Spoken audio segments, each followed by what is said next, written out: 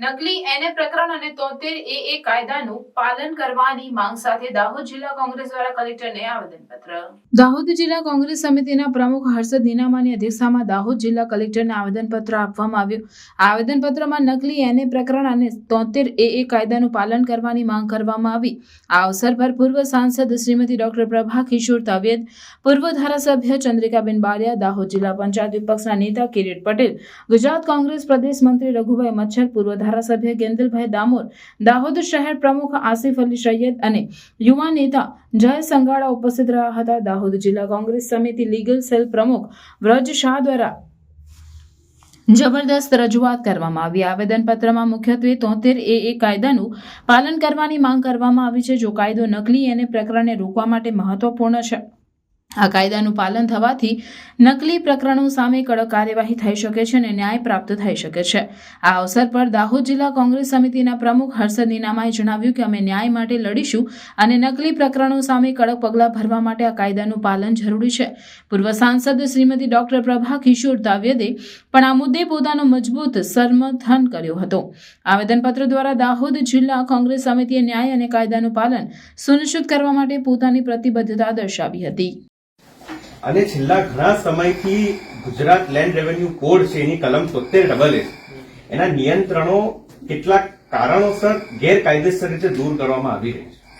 એવા ઘણા કારણોમાં સાહેબ કેવું છે કે જે લેન્ડ રેવન્યુ કોડ છે એમાં જે 73AA નું જે પ્રોવિઝન જે સ્ટોર કર્યું છે એ આપણું જે કોન્સ્ટિટ્યુશન છે એનું સ્કેડ્યુલ 5 જે અનુસૂચિ 5 છે કે જેમાં ટ્રાઇબલ્સને પોતાની જમીન માટેના રાઇટ્સ એમની લેન્ડનું પ્રોટેક્શન આપવું. આજ રોજ દાહોદ જિલ્લા કોંગ્રેસ કમિટી વતી અમે સૌ કોઈ લોકો અહીંયા ભેગા થયા છીએ.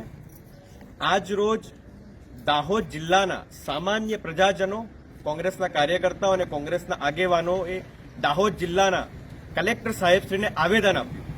કારણ કે દાહોદ જિલ્લો એ આદિવાસી અસ્મિતા અને આદિવાસી બાહુલ્ય ધરાવતો જિલ્લો છે. ત્યારે અહીંના જે અનુસૂચિત જનજાતિ વર્ગના લોકો છે એમની જમીન ઉપરથી કલમ 73AA ના જે નિયંત્રણો છે એ વહીવટી પ્રક્રિયાનો દુરુપયોગ કરીને ગેરકાયદેસર રીતે દૂર કરવામાં આવ્યા છે. જે બાબતનું આવેદન આજ રોજ કલેક્ટર સાહેબશ્રીને આપ્યું. આદિવાસી વર્ગની વ્યક્તિએ પ્રકૃતિ પૂજક કહેવાય, તેમ છતાં તેઓ પાસે સ્ટેમ્પ પેપર ઉપર કેટલાક જે લોકો છે એ લોકો એવું લખાવડાવ્યું કે આજથી તેઓએ ધર્મ પરિવર્તન કર્યું અને માટે તેઓની જમીન ઉપરથી ગુજરાત લેન્ડ રેવન્યુ કોર્ટની કલમ 73AA જે છે એને દૂર કરવામાં આવી. તો આ ગેરકાયદેસરનું કૃત્ય છે. ગુજરાત લેન્ડ રેવન્યુ કોર્ટની કલમ 73AA ની પ્રક્રિયાનો દુરુપયોગ કરવામાં આવી રહ્યો છે. કારણ કે ગ્રામ સભા જે ગ્રામ પંચાયત છે એનો ઠરાવ એ વાંચવો ખૂબ જ મહત્વનો છે. છતાં પણ વહીવટી તંત્ર દ્વારા ગ્રામ પંચાયતનો ઠરાવ છે એની ચકાસણી કરવામાં આવતી નથી. જે પ્રકારે 73AA ના જે નિયંત્રણો છે એને દૂર કરવાના વહીવટી તંત્ર અને સરકારશ્રીના જે ધારાધોરણો છે એનો ચોક્કસ પ્રકારે અમલ જે છે એ થતો નથી. અને એના કારણે આપણા જે અનુસૂચિત જનજાતિ વર્ગના લોકો છે, આપણા જે આદિવાસી વર્ગના ભાઈઓ બહેનો છે, એમની જમીન ઉપરથી 73AA ના નિયંત્રણો ગેરકાયદેસર રીતે દૂર થાય છે. તેઓ જમીન વિહોણા બને છે અને એ જ્યારે જમીન વિહોણા બને ત્યારે એમની જમીન જે છે એ જમીનનું તાત્કાલિક 1 અઠવાડિયું, 2 અઠવાડિયું કે 15 દિવસમાં એમની જમીન જે છે એ નોન એગ્રીકલ્ચર લેન્ડમાં કન્વર્ટ થઈ જાય છે.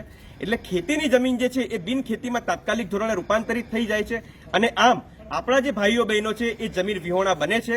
તો વહીવટી તંત્ર જે પ્રકારે આ પ્રક્રિયાનો દુરુપયોગ કરી રહી છે, ક્યાંક કાયદાની જે પ્રક્રિયા છે એમાં છટકબારી છે એ શોધી રહી છે. તો આ માટે જિલ્લા કલેક્ટર સાહેબશ્રીને આજરોજ આવેદન આપ્યું.